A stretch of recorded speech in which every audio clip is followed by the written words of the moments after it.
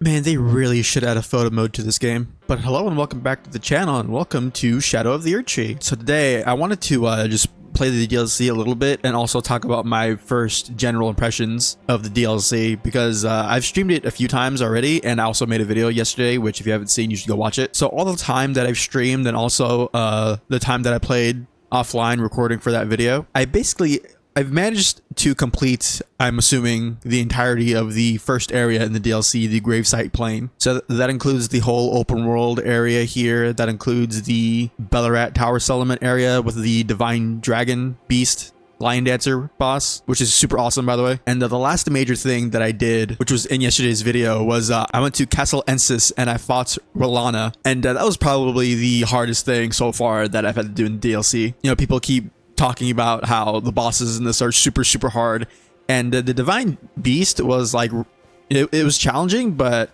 I did it in I probably under like 10 tries or so. But Rolana was that took me quite a bit. I think all the footage that I recorded of me fighting her, it was like an hour and a half, 2 hours of just fighting her. But in that meantime, I took a break between attempts and I went to go explore more. And I found a whole bunch of stuff. So the first thing that I was very excited for, after I beat Rolana, after you exit out the back of the castle and go to, what is it, the Skadu Altus, you get the ability to acquire the first hand-to-hand, what is it called, the Dryleaf Arts weapon. And yeah, this was the thing in the first reveal trailer that everybody was losing their mind over, of that one clip of the dude just kicking the shit out of that Black Knight. Now, I don't actually have that move on this weapon, so I don't know if that's like a weapon art on a different Dryleaf art or what, but I think this is just like the basic Dryleaf weapon that you get. And from killing Rolana, you can get either her spell where she summons the two moons, or you can get her two swords, which I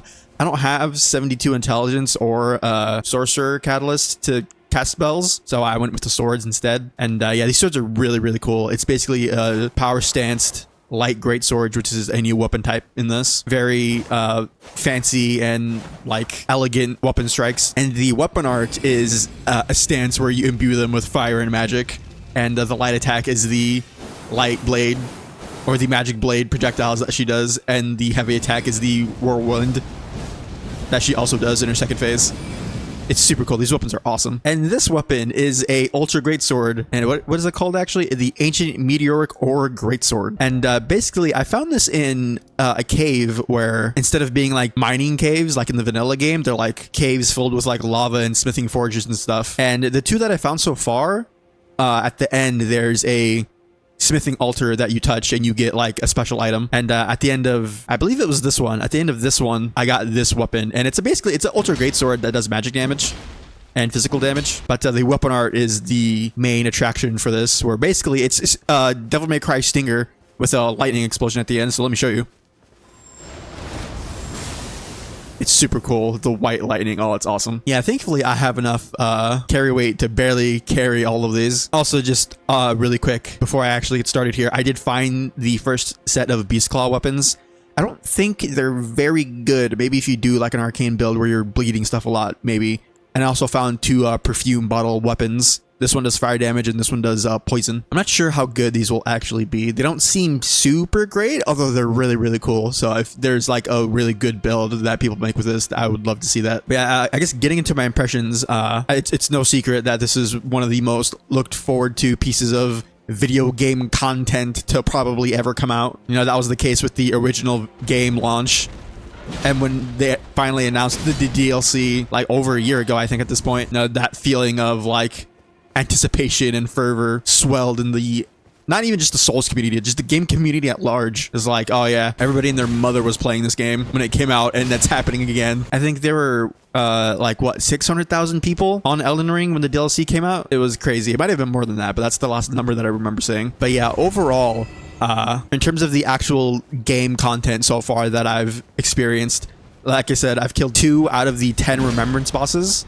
And obviously there's like mini bosses in like the caves and dungeons and whatnot.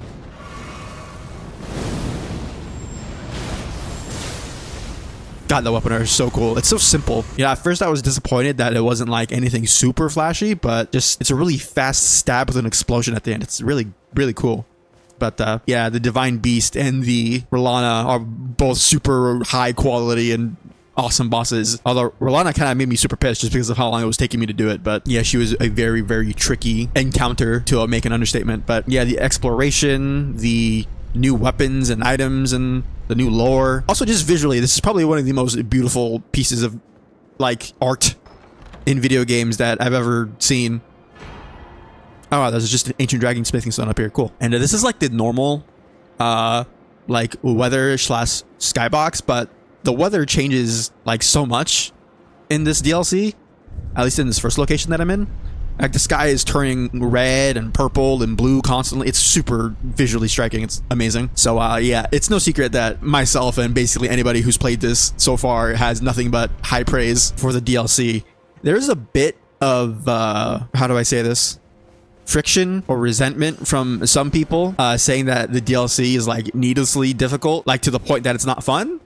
And I can like, I'm not gonna say you're in completely discount that opinion as much as I would like to, but just like the vanilla game, you know, if you're not super experienced with this genre or even just FromSoft games specifically, and you like try to go fight Margit or something even more difficult, you know, if you don't know exactly what you're doing, then yeah, you're gonna get rocked super hard. And I feel like people who don't go out of their way to explore often times have a much harder experience with this game than people who do, and especially with the Erdtree blessings, which is an item that allows you to upgrade your damage and damage negation exclusively within the DLC, kind of like the way Sekiro boss memories work. It's kind of like an equalizer for people who are super high level and have max upgraded stuff and people who do not. I'm not sure how like under geared you could potentially walk in here at the DLC, and if you get enough Erdtree blessings, I wonder like how much the damage equalizes. But invaded by ancient dragon man. Hello, he has a great katana.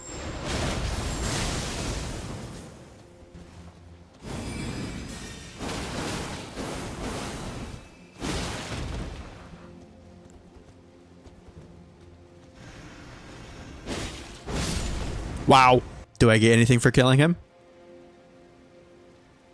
No. Boo. Also, yeah, this weapon art on the hand-to-hand combat weapon, the palm strike, nothing that I've done it on has broken my poise yet. I'm sure if something really big were to hit me, it probably would, but against like smaller enemies or like NPC invaders, this shit does a lot of damage. I forgot what my point was before I got invaded there, but basically what I'm saying is that this DLC is very good, but despite some of the difficulty complaints, which, you know, that your tolerance for that is going to depend, you know, varying person to person. You know, I like exploring, so I feel like I'm not being like gimped by not doing enough damage or anything like that. But there are people like my brother who don't particularly like the fact that you have to find items in order to do damage in the DLC, which I get, but at the same time, it's kind of like, okay, just go explore. It's got that skeleton.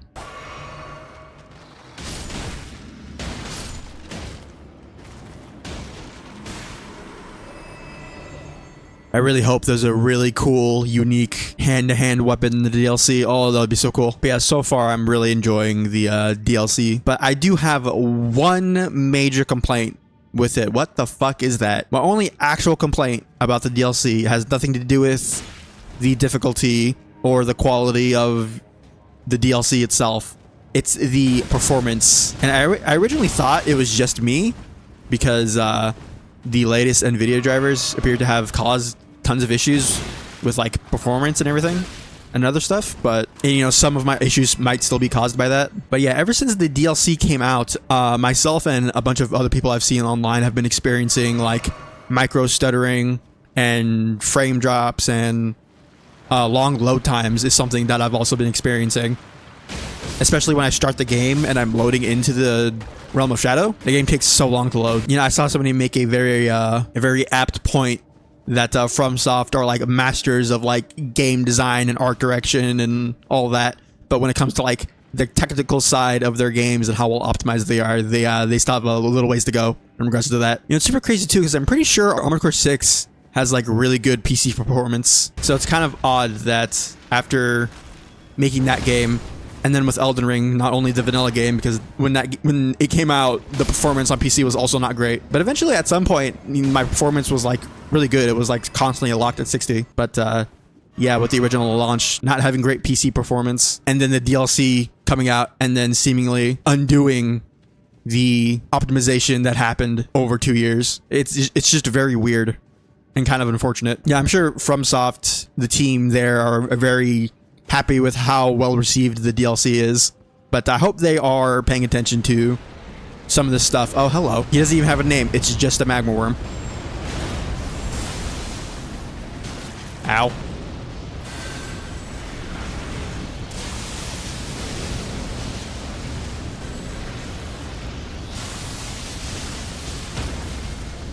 Yo, Agent Dragon Lightning Strike is still goated. But yeah, I hope they are, while celebrating the launch of this amazing piece of fucking video game, also paying attention to the concerns that people have about the performance. Because yeah, my game has been performing significantly worse ever since the DLC came out, which is a real shame, because like I said, before the DLC came out, my game was fine. There we go. But yeah, specifically for me, the biggest things that have been degraded in terms of my performance are the load times, and not low FPS, because generally that's still fine, but it's just the occasional stuttering that happens every, I don't know, maybe a few minutes, depending on where I am. Like there. What does it say? Be brave, show no fear. Time for jumping off. Jumping required ahead. Try jumping off. Alright, well, I guess I have no other choice but to indulge these people, so. Wow, this is really far. And dark. Oh, hello. Ah, yes, the bottom of this abyssal cavern in this endgame DLC as Smithing Stone 4. Alright, well, I have no healing items. And I don't think there's a stake of marker down here. Not that this cave is super big or anything, but I guess we'll see how this goes. Hello.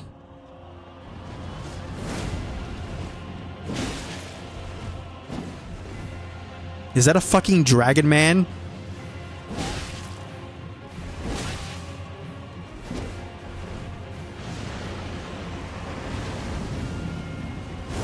Oh, he shot it twice. I see. Is there a sticker marker down here? I'm not even sure. There is. Okay, I didn't even see it. Wait, where is it at? Oh, it's right here. Okay. All right, let's go fist me a dragon man. I think he's using one of the great katanas, which is a new weapon type.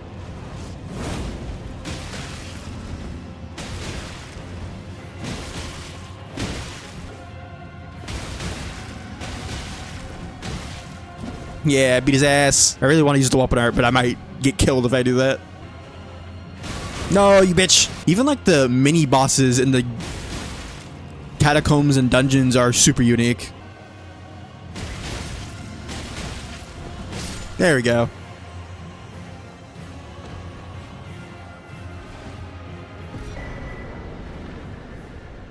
Dragon Hunter's Great Katana. So that is the second Great Katana that I found. It is a strength dex weapon. Oh, this thing looks super cool. I saw this clip on Twitter, and I did not realize this until I saw it, but the light attack combo for this weapon is literally 1-for-1 the longsword moveset from Monster Hunter. It's hilarious, and I love that. And let's check out the weapon art. I'm pretty sure it's that projectile that he was doing.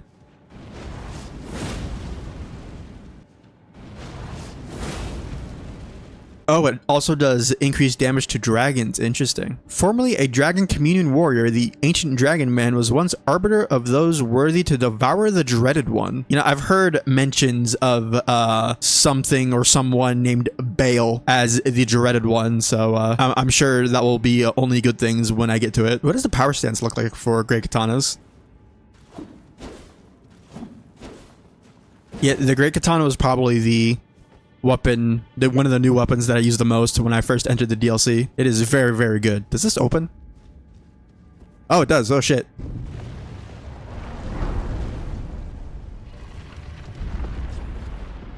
Where the hell does this go?